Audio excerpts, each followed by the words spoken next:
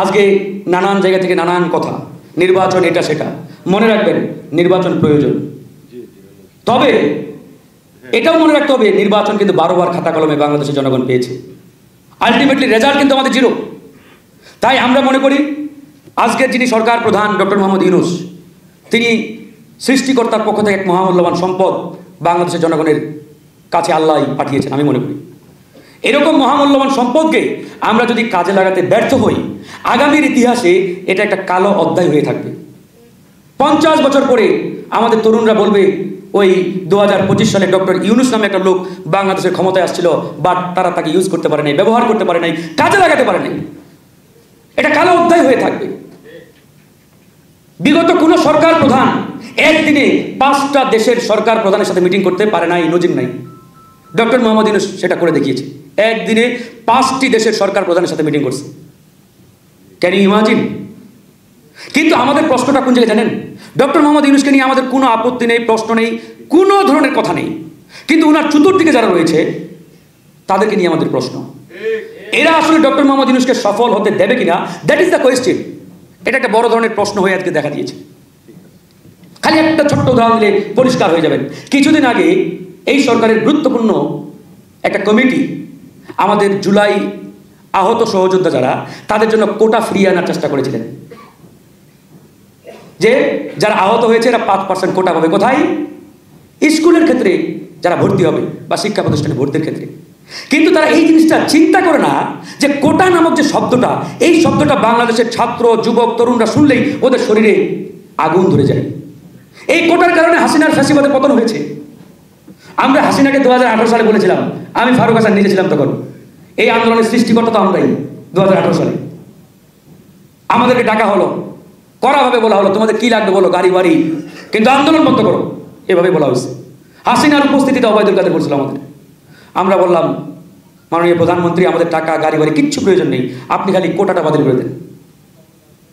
তার মানে এই কোটা নামক শব্দটাতে বাংলাদেশের ছাত্র তরুণরা কি পরিমাণ ক্ষিপ্ত। তাহলে আজকে যিনি সরকার প্রধান এবং তার স্টেক হোল্ডার বা তার চতুর্দিকে যারা রয়েছেন তার সাথে, তারা জানে না যে এই কোটা নামক শব্দটা যদি আবার নিয়ে আসি তাহলে দেশের ছাত্র যুবকরা খেপে যাবে। তার মানে তারা পরিকল্পিতভাবে এই কোটাটাকে নিয়ে আসার একটা চেষ্টা করেছিল। নিয়ে আসলে কি হবে? ডক্টর মোহাম্মদ ইউনূসের বিরুদ্ধে জনগণ খেপে যাবে, রাস্তায় নেমে যাবে। তার মানে তার চতুর্দিকে যারা রয়েছে এরা কিন্তু এখনো ওই দিল্লির আনুগত্যের লোক, মাথায় রাখতে হবে অধিকাংশ। এই জন্যই আমরা বলেছি আমরা ডক্টর মোহাম্মদ ইউনূসের সফলতা চাই। তার জন্য তার চতুর্দিকে যারা রয়েছে তাদেরও সংস্কার জরুরি, তাদেরকে সংস্কার করতে হবে, উপদেষ্টা পরিষদেরও সংস্কার জরুরি। অন্যথায় এই সরকার সফল হওয়াটা অনেক চ্যালেঞ্জিং, কঠিন হয়ে যাবে। আজকে দেখেন বাংলাদেশে ইউনিভার্সিটির সংখ্যা বোধ হয় প্রায় 200 নাকি 150টা, কলেজ স্কুলের তো হিসাবই নেই। আর ওই কিন্ডার গার্ডেন এগুলো তো মানে মাশাআল্লাহ গুণে বোধহয় শেষ করা যাবে না। এত এত ইউনিভার্সিটির প্রয়োজনটা কি? এই যে লক্ষ লক্ষ গ্র্যাজুয়েট আমরা বের করি, এই গ্র্যাজুয়েটদের শেষ পরিণতি কি আপনারা চিন্তা করেছেন? কেউ 95% তো বোধহয় জবই পায় না। তারপরে অনেকেই নানান অপকর্মের সাথে যুক্ত হতে বাধ্য হয় কর্মসংস্থানের অভাবে। তাহলে আমার প্রয়োজন আসলে কোনটা? ওই ইউনিভার্সিটি, নাকি আসলে আমার এই জাতিকে মূল জায়গায় ইনপুট দেওয়া বা নিয়ে যাওয়া বা ঢুকানো? কোনোটাই আমরা করতে পারি না। খালি কি করি?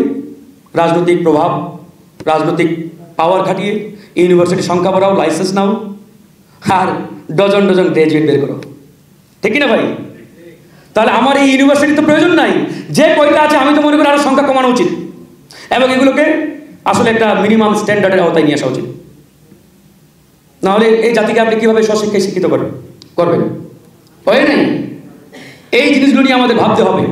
এগুলো নিয়ে বিগত রাজনৈতিক সরকারগুলো কতটুকু ভেবেছে সেটা কিন্তু আজকে বড় একটা প্রশ্নের বিষয়।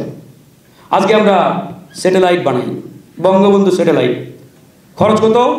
4000 কোটি টাকা, তার আবার প্রত্যেক বছরের লোকসান। আচ্ছা, স্যাটেলাইট প্রয়োজন আছে, কিন্তু আমার আসলে কোনটা আগে দরকার, কোনটাতে আমরা অগ্রাধিকার দেব?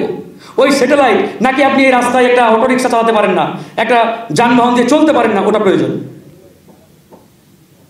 আমাদের তো উচিত ছিল আমাদের এই বুয়েট, কুয়েট, চুয়েট ইত্যাদি যারা আমাদের ইঞ্জিনিয়ার, প্রকৌশলী, এদের ওই স্যাটেলাইট না বানিয়ে আগে দরকার ছিল এই 20 কোটি জনগণকে মোবিলাইজ করার জন্য এমন একটা পরিবহন ব্যবস্থা তৈরি করা, এমন একটা পরিবহন বানানো যেটা ওই ভিআইপি রোডে চলবে। এটা নিয়ে দেখবেন তাদের কোনো গবেষণা নেই। তারা গবেষণা করে রকেট পাঠাবে, অমুক পাঠাবে, তমুক পাঠাবে। হ্যাঁ প্রয়োজন, ওটা এই ফেজে না, আরও পরের ফেজে। চায়না আজকে বিমানবাহী রণতরী বানায়। এটা কি ও ওই 50 সালের দিকে বানানো শুরু করেছিল? করে নাই। ওই সময় চায়না কি করছে? ঘরে ঘরে কারখানা বানিয়েছে, সুইয়ের কারখানা, পিনের কারখানা, ছোট ছোট কারখানা। সেই কারখানা দিয়ে চীন কিন্তু আজকে সারা বিশ্ব রাজত্ব করে, ঠিক না?